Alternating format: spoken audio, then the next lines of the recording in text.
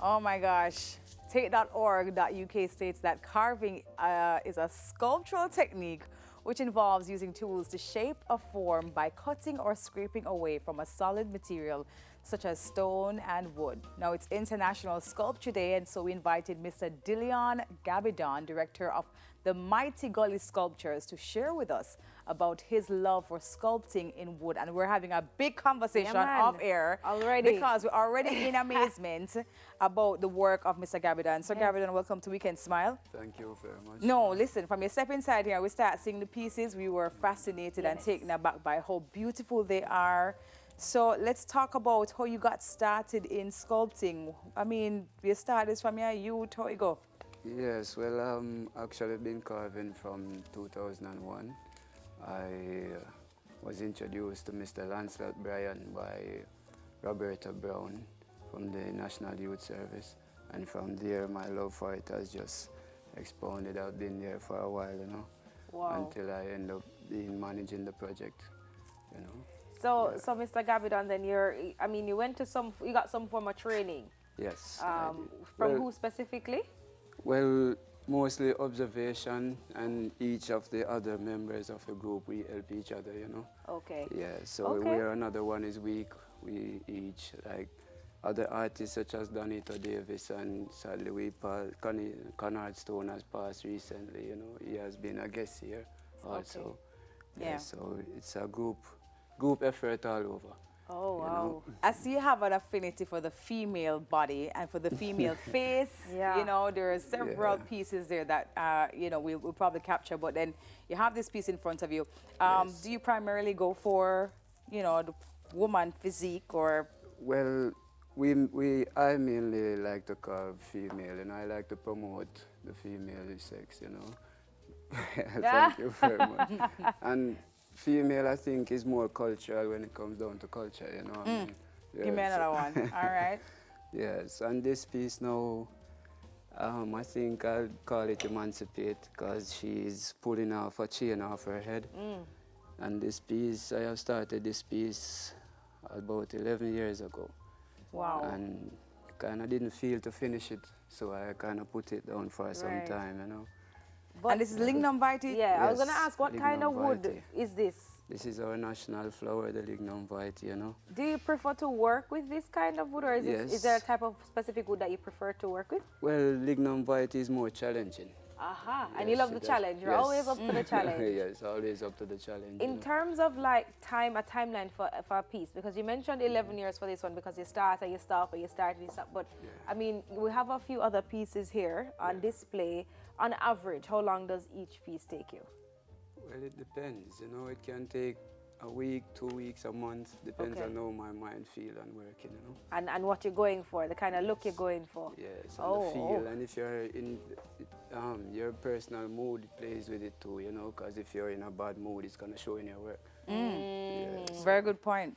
I realize as well that everything is just one piece, so you don't have like bits and pieces connected with glue or anything. It's just one structured piece. Do you, when you see your, let's say you see a piece of log, you know, a lignum vitae, do you automatically know that this piece is going to be, you know, a half of a face, or it's gonna be? Sometimes we can just look at the wood, or sometimes we have an idea that we want to put in it, but sometimes the material speaks to us. Okay. Yes, and shows us what needs to be done. And this, you have a name for this one already? Yes, I said emancipate. Emancipate. Okay. Because of we see the lock, we see the change, we see the chains, we see the hands. Yeah. But you are actually a part of Mighty Gully Sculptures. Tell us about some of the work that you do. Yes, okay. We have hosted students to finish school-based assessment. We have worked with our community groups. I have recently completed a training about 2 years with USAID commit to. Okay. We were supposed to train 24 students, but 30 turned up and we couldn't turn anyone away. You know, Yeah. That's very good. Thank you. Yeah. I'm right, sure so- we want to see. Yeah, Debbie. we have some tools. Yeah. Mr. Gabbidon has some tools there. Because this, you say it's ongoing, right? So yes, we get the idea that this looks like a chain, but then Oh, is it a lock here? walk us through now the process. How do you utilize these tools now? Something look like a screwdriver. There, so is that screwdriver? Well, Tell us what they are.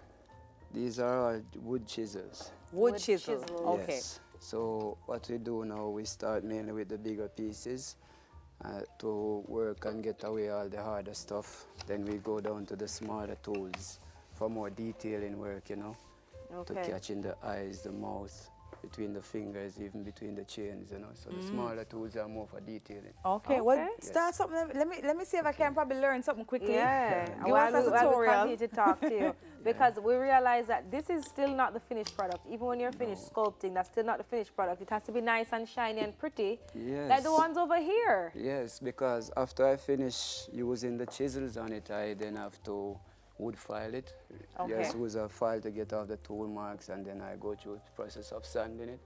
Yes, from a rough grade to the finest grade, you know. So it takes a while. So nice. All right. So let's get things started here. What you gonna do now? Okay. So that's our hand there that we're looking at. Yes, you know. Okay.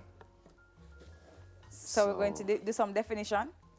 Yes, take time and see if we can go through. I was going to help you, but it's becoming a really and truly want to spoil. Yeah. Maybe, you know, she was supposed to frown and then I give her a smile. I don't want to do that. No problem, you know. We tend to always try to put a positive expression on their faces. Yeah. Okay. Yes. You know. Yeah. Do you have a best time of the day that you work? Mainly at nights, you know. Night is a bit more calming and soothing. Yeah. You know. So we, you know. And then in terms of below her neck, what's gonna happen there? You're just gonna keep it smooth. Well, I'm adding the detail here for the neck features. Oh, you're gonna add some neck features as well. Yes. Also, you know. Okay. Where In the back here. I want to ask Mr. Gabbidon something. I don't really want to pry in your business, but suppose I want to become a sculptor and I'm thinking, I just want to know if it's viable or not, right? Can it make me money, Mr. Gabbidon? Yes, it can. It can. Been surviving off it, you know. You've been surviving. Since this COVID, it kind of slowed down a bit. Okay. You know. Even our international market has slowed down a bit for some time now. And you do export? Yes, we do export. Okay. Well, we have trouble in exportation that we're kind of smoothing it out now, trying to iron it out, you know what I mean? Okay. Yes, and even with receiving our funds, we have problems there also, you know. When the funds are to come to us, we have problems with the banks or the... Okay. You know. Mr. Gabbidon, I have to ask you, which country, what's the furthest country you've ever sent one of your pieces to?